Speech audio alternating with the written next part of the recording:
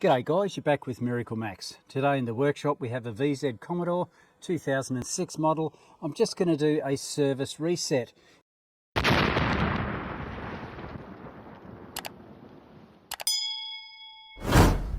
If we turn our ignition to the on position, it should come up with service. Okay, we've got our little flashing light there. Now to get rid of that we need to turn our ignition off and we need to cruise over to this side. See those two buttons there, the up and down button? We hold them down and turn the ignition on at the same time. Keep in mind, I'm not an octopus, so I'll have to put the camera down.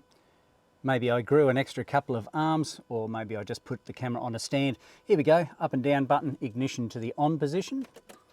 And it'll come up if we hold it there. Service reset, and we hit the reset button. And it says no requirements, or the set button up here, we're all good to go. And if we cycle our ignition now, you can notice that that little spanner, our service warning, has gone.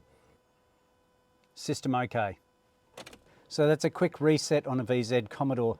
If you haven't subscribed to the channel yet, guys, please do so. Feel free to make a comment down below.